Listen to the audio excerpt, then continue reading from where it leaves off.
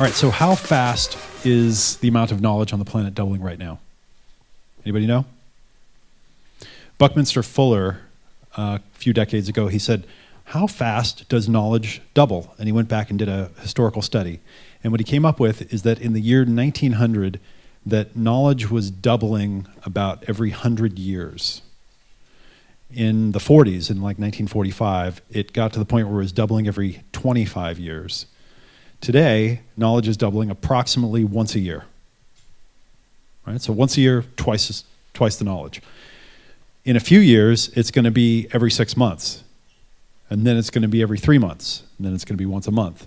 Okay, so the knowledge doubling curve is going straight up. All right? So that's important to keep in mind because we have a fixed amount of attention. And if knowledge is doubling but our attention is fixed, what do we have to do? Right? We have to have better attention management strategy. We have to have a better way of knowing what to pay attention to. Okay. All right, so you're not just competing with your competitors. Most of us already know this, but there's a war for attention, right? Our attention is getting squeezed by more and more things competing for it, like knowledge, but it's not just knowledge that's competing for our attention. Most of us, when we're thinking about our products and our services and our events, we're imagining doing something better than our competitors or better than other people in our space. But the reality is now, with the internet and with technology, there's so many things competing for our attention. The news is competing for our attention. Every one of us in this room is now competing with Google, and we're all competing with Facebook, and we're competing with all the technology that's inside of here. And so this is one of the reasons why it's so important to start thinking through every aspect of the experience that we're designing for our customers, because we have to be better than all of those things when our customers are interacting with us. Okay, so we're not just competing with our competitors, we are competing with the best on the planet.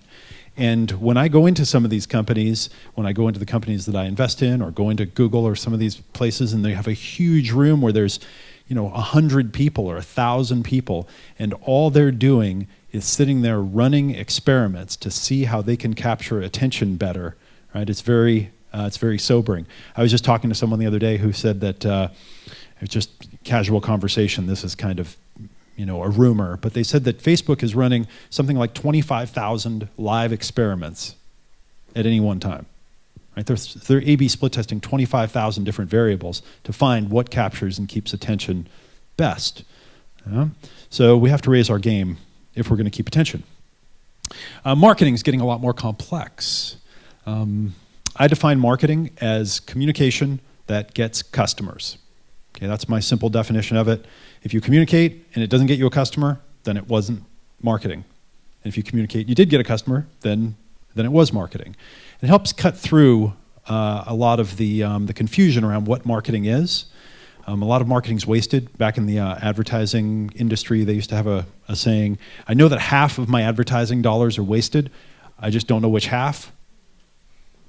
Right? Can anyone relate to that? Right? We all know that some large amount of the money we're spending on marketing is wasted. We just don't know which. Well, the great thing about technology is that it can help us figure out which aspects of our marketing are working and which aspects are wasting money. So marketing is becoming a lot more complex as we have to justify every dollar that we spend, and we have to connect it up to the ROI that we're getting. And this is one of the reasons why technology is so important. Okay, so what's powerful enough to get a human to stop paying attention to their technology? What's powerful enough? David kind of talked to this a little bit, but what's powerful enough to get a human to stop doing this? Well, in my experience, it's another person. Right? When you're right in front of another human being, and you have to interact with them, full human communication bandwidth, and they're saying something interesting, and they're also attending to you, that's what gets you to stop doing this, because it's so engaging. We're wired to pay attention to other human beings and to pay attention to the face and the voice tone and the gestures and the movements and the interaction. And this is another reason why event marketing, I think, is starting to really catch on as an idea, because getting our customers to interact with each other and getting one of your customers to go immerse themselves in an experience where it's other human beings, right, that are interesting, that are reminding them of who they're becoming, this is what's so engaging. So remembering that it's only another human, right? It's the only thing interesting enough to cause us to stop. An event is a brand immersion and marketing experience where you get to play designer on every level. Okay, so I think everybody here gets this. Everybody knows this particular piece. But what's cool about what's happening now, especially, I mean, you know, as Ben mentioned, I'm the first, second, and third investor in Splash, so, you know, full disclosure, I think this system is pretty cool. But I mean, I've watched this thing being built for 5 years since, you know, it was just Ben and Brett and then Chris, and, you know, I've watched this whole thing happen, and I've been able to contribute a lot of ideas to it, including the app that everyone's using here. I helped build that. So what's cool about what you get to do now is you can use technology to help you design the experience. 15 years ago plus, when I started online, I started selling digital information products and courses and things. The new technology that was coming out then were things like autoresponders. And I was so fascinated because I came from a direct marketing background where if you wanted to send out autoresponders to the people who had raised their hand and said that they were interested in your products, what you'd have to do is physically send letters out or postcards or packages in the mail. And I remember working with companies where someone would call up and they'd request some information, and then you'd put them on a list and you'd have to keep track of which things you sent them, and every person had to. Anybody ever work in that reality? Yeah? So when the autoresponder showed up and I realized, okay, so I can go and program this thing on day 1 to send them this email, and on day 3 to send them this one, on day 7 to do this. And then we realized that if someone bought one of our products, we could take them off that list and we could send them another series of follow-ups that sold them a different product because they'd already bought that first product. And then I loaded those all up and then started getting all these customers coming, and I realized, oh my God, there's 1 million people on my list and every one of them is getting a different part of the sequence. Right? So that's powerful technology, but we can all start doing this now in our events. We can actually start making events a very personalized experience for our customers so that as they're going through the event, the technology is helping them go to the right place, it's helping them meet the right people, it's helping them interact with the space. They can now be interacting with their technology, and up on the screen or screens, what they're doing with the rest of the group can be displayed. So the interactiveness, almost the gamification of the event experience is happening. It's starting to come. You're seeing Ben and Brett and the guys at Splash starting to do some of this stuff. But I think it's important for all of us to just ask what could be. What could be at our events? How would I like this to go? What could technology do for me? And then to start doing that more. Education marketing becomes immersion marketing.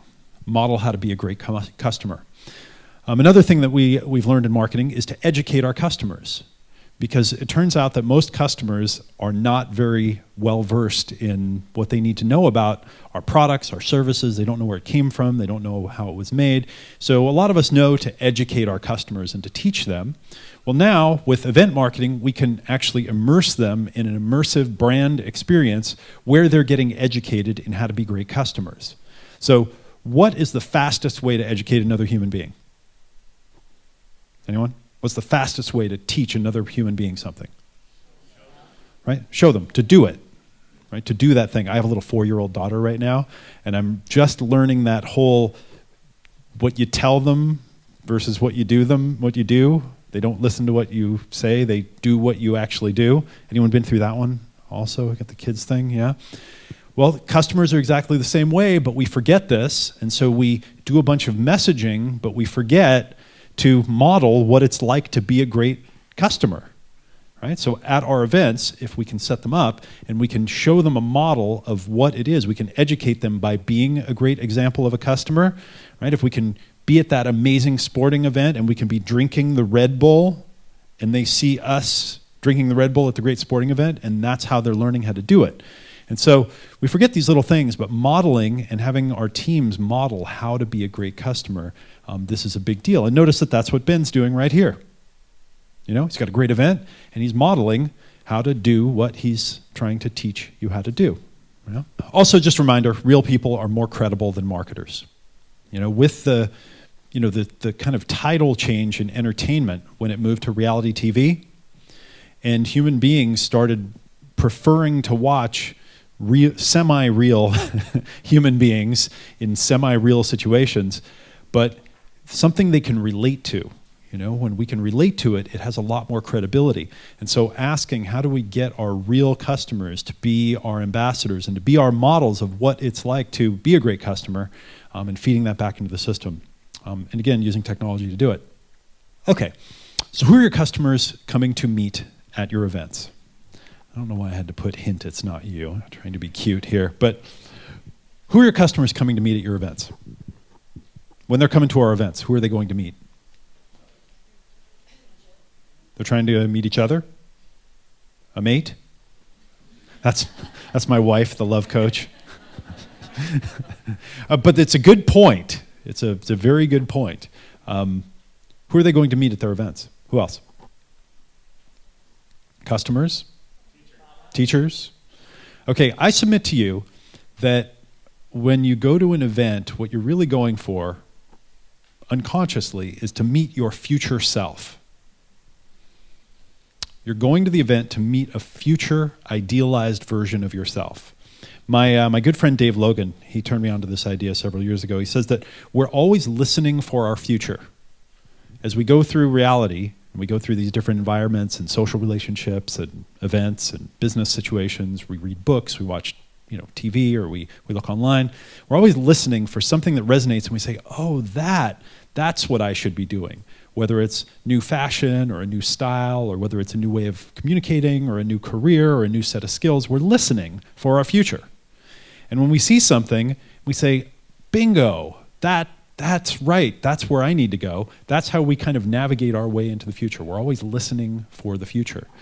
And so I think that especially the caliber of thinkers and designers and kind of aesthetic sense that's in this room, as we're trying to design experiences, if we remember that our customers, our users, are coming to meet their future self, if we can make an experience that helps them find aspects of their own life that are going to be the next level for them, that's going to make a big impact on them. That's going to create an experiential imprint for them that'll be important. Create a customer avatar and a future avatar. Give yourself and your team someone to design a dialogue with. Okay, so several years ago, as I was really working on understanding direct marketing and sales and how to get people to buy stuff and how to get them to buy more stuff, I came up with this idea that I call the customer avatar. And the idea is that if you take, let's say, 100 of your best customers, okay, your very best customers, those people that love your brand ambassadors, raving fans, high lifetime value, like the ideal customer, if you put them in a room and you said, okay, what do they all have in common? And you started asking, what do they have in common? And it's going to be maybe like 80% of them are going to have it in common. It doesn't have to be 100%, but you ask, what do they have in common? You're going to start noticing that there are commonalities, but there aren't really that many. Okay, there aren't that many commonalities. Maybe there are going to be 8 or 10 or something like that. Okay, maybe they're all women in their 30s that are soccer moms that live in the suburbs that have 2 kids. Or maybe they're going to be professional women in their 40s who work in cities and they have C-level jobs, or whatever it is. They're going to have certain things in common. Okay, it might be gender, it might be age, it might be some other psychographic or demographic thing. You're looking for those 6, 8, 10 things that are just in common with all of those amazing customers. And then what you do is you make an imaginary person in your mind. You make an avatar for those customers that only has those maybe 8 or 10 qualities. And they don't have any other qualities. So it's kind of a strange person. It's a simplified, kind of abstract person. But when you can imagine who they are, and then you can describe what those qualities are, and then give that person a name, now what you have is something that a human being like yourself or your team can relate to. So when you're creating a marketing message or you're designing something for them, you can imagine them and then you can create it for them rather than creating for an abstract mass of humans. I came up with this idea in a past life. I was a dating guru, and one of the things that I was trying to do is understand my customer. And at this point I was teaching men about dating advice.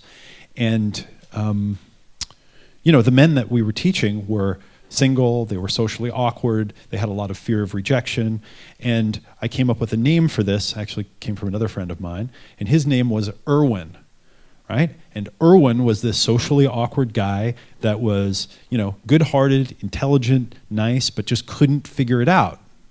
And when I would create my marketing and so forth, if I could imagine Erwin, if I could just imagine these qualities and then project into him, it made it a lot easier for me to communicate with him. And I've since taught this to, probably hundreds of thousands of business owners now around the world, and it's super useful.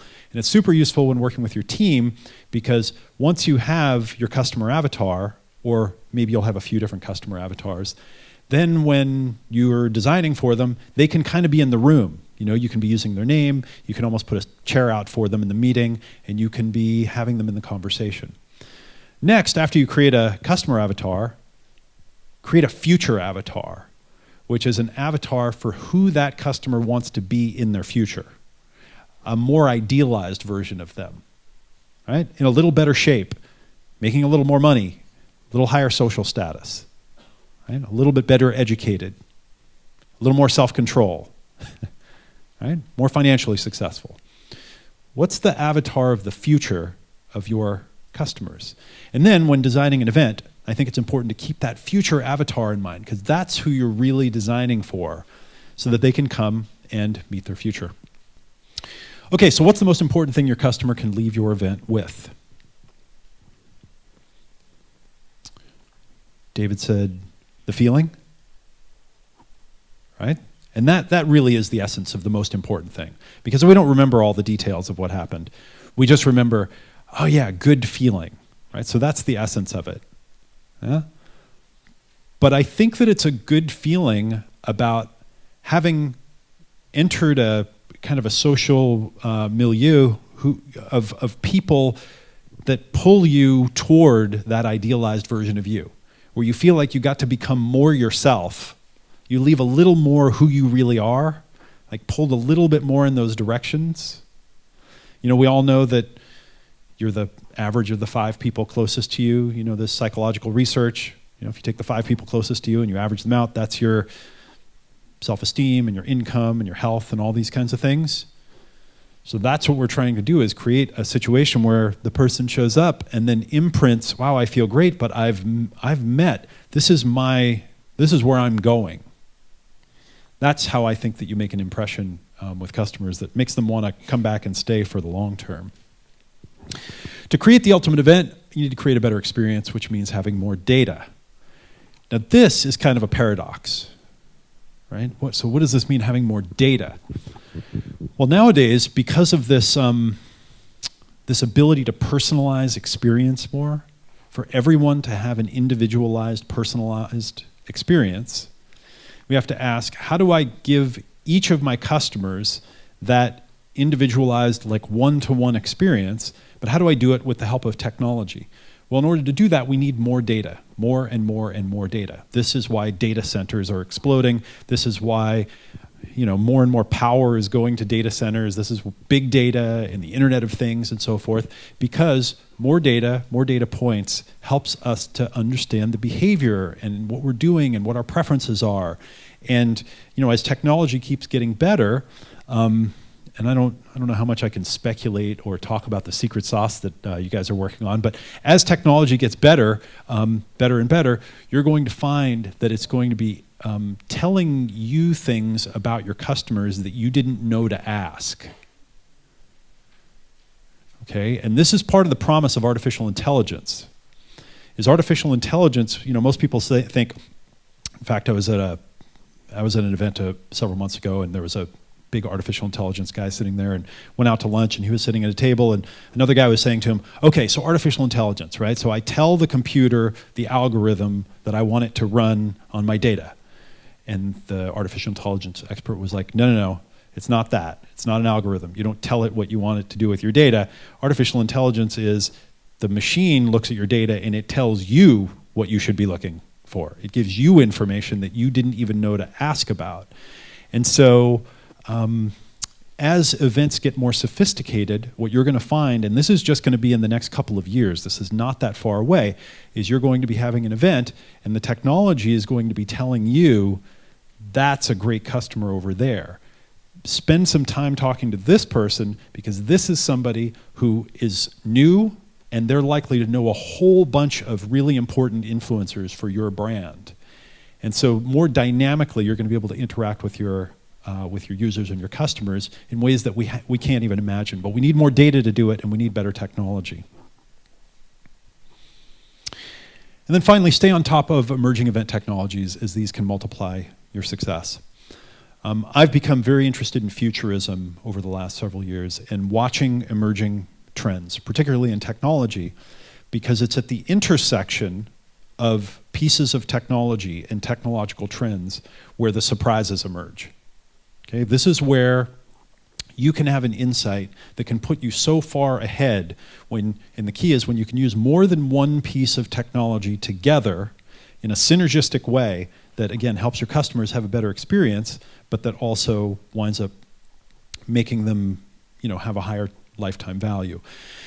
And it's one of the things that I admire so much about what Ben and Brett and what these guys are doing at Splash, because they're always integrating new pieces of technology into the system. When I met them, as Ben said, I was the very first investor in the company. When I met them, it was an event planning system where event planners could go on and plan an event. And since then, they've plugged in, mobile, and they've plugged in, all kinds of event marketing and CRM level stuff, and it's just one tool after another. And now we're talking about artificial intelligence and other things. And so, important to stay on top of emerging event technologies, both Splash and other technologies out there, and always be asking, how could we use these in a unique way? Because there will always be new things coming out, and they're going to come out faster and faster and faster. And not being aware of what they are, not being on top of that can really set us behind. Whereas, knowing what they are and plugging them in and using them to make better events and better experiences, it can really be a competitive advantage and a difference maker that makes all the difference. All right, that's all I got. Thanks.